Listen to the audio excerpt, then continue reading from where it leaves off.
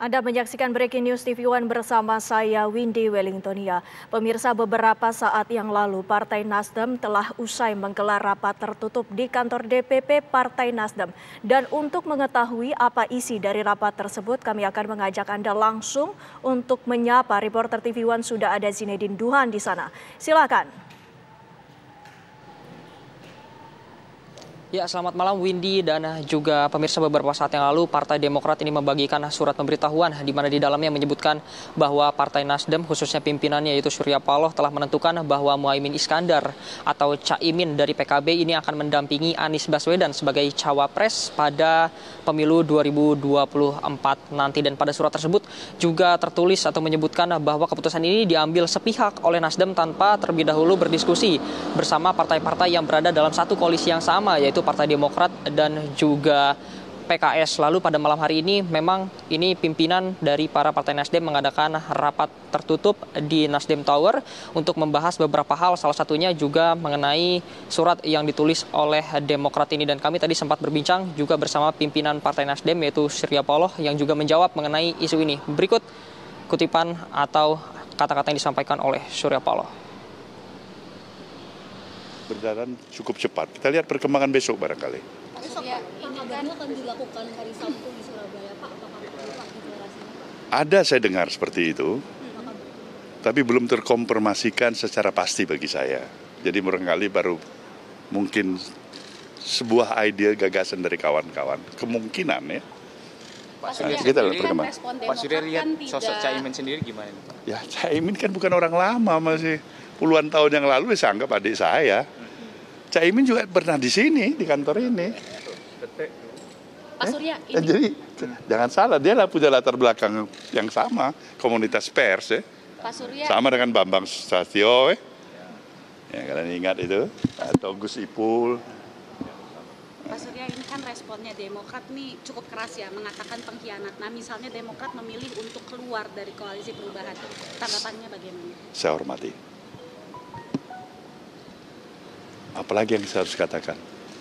Kalian lihat kira-kira model saya ini kira-kira ada bakat sebagai pengkhianat atau tidak, kan itu aja. Tapi saya hormati itu. Tapi benar Pak, seperti apa yang dibilang oleh Demokrat, tidak ada komunikasi dipaksa untuk mengiyakan, apakah begitu saja? Saya kurang memahami itu betul-betul. Sebagai kakak bagi kalian semuanya.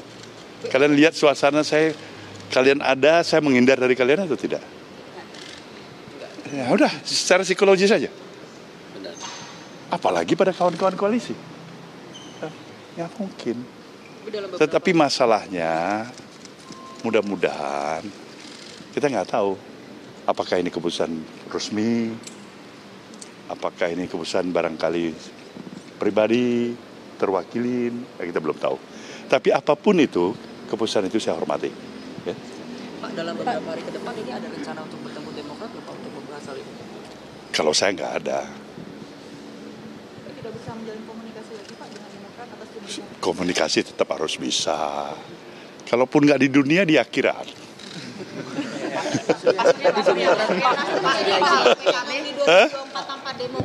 Pak Surya, ini kan ada wacana PKB merapat. Nah, Pak Surya sendiri melihat ini gimana? Apakah betul dengan bergabungnya PKB ini artinya menguatkan suara Mas Anies di Jateng dan juga Jatim? Ya, harapan kita ya, kalau memang itu memang terjadi ya demikian pasti. Mana ada harapan kita ke arah yang negatif? Harapan kita pada ke arah yang positif. Semua harapan kita pada hal-hal yang baik, yang bagus, yang positif. Tapi memang Caimin sendiri dipersiapkan untuk jadi cawapresnya Anies ya Pak? Saya harus jujur menyatakan nggak pernah dipersiapkan. Nah, ini jawaban spontan seperti ini supaya kalian nilai ada kejujuran atau tidak. Nggak ada mempersiapkan. Pak Surya, berarti ini koalisi dengan Pak Jokowi tadi akan... ada arahan khusus dari Pak Jokowi? Nggak ada arahan. Tapi sampaikan salam-salam pada teman-teman pers ada.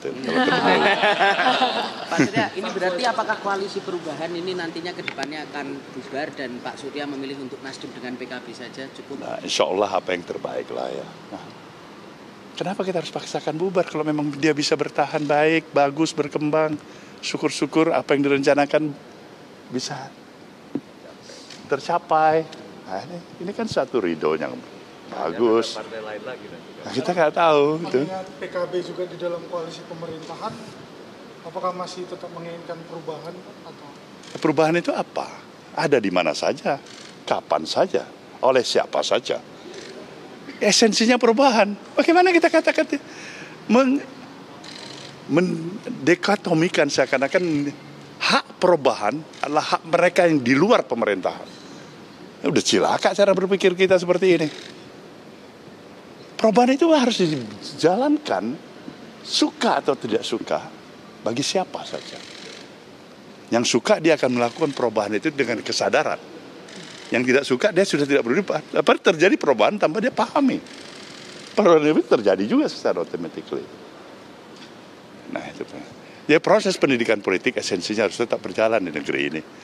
Tapi saya selalu mengingatkan, di dalam suasana kita menghadapi kompetisi, ya kan, selalulah kita harus menjaga sebetulnya suasananya seoptimal mungkin, harapan saya harmoni di dalam berkompetisi. Jauh kita bisa lebih baik ketika kita melempar senyum daripada caci maki di antara kita satu sama lain. Ya, baik. Bagaimana Bapak menjawab bahwa di dalam fraksi di dalam Nasdem sendiri ada beberapa fraksi termasuk yang mendukung Mas AHY sebagai cawapres dan tidak? Saya belum tahu, kita nanti pakai teleskop itu. Saya belum dikasih teleskop sama Anda. Bagaimana saya bisa cek satu persatu nih, paksi 1, paksi 2, paksi 3. Tapi yang jelas kan kalian tahu struktur partai ini begitu simpel ya. Ya kan, artinya simpel yang saya katakan kalau diperbandingkan dengan partai-partai tingkat nasional lainnya, tingkat kepengurusan juga tidak maksi sekali gitu maksudnya. Dalam struktur partainya ya itu saya pikir lebih memudahkan untuk dipahami. Tapi kalau dikasih kiriman teleskop, nanti kita akan cek. Oke, baik. Apa lagi? Terakhir. Pak Sudirman Said kan menyebut bahwa nama Mas AHY itu sebetulnya sudah pernah muncul, bersedia jadi wapres. Tapi ada partai yang setuju dan tidak setuju. Apakah itu Nasdem salah satunya yang tidak setuju nama AHY? Saya tidak pernah menyatakan tidak setuju kepada Mas AHY. Sungguh saya harus katakan itu. Apalagi di dalam publik atau pertemuan dimanapun, tulisan apa ada. Dia adik saya. AHY sebagai seorang adik, orang muda, pemimpin muda yang saya harapkan the rising star ke depan nantinya harusnya. Ya, baik. Terima kasih. Udah.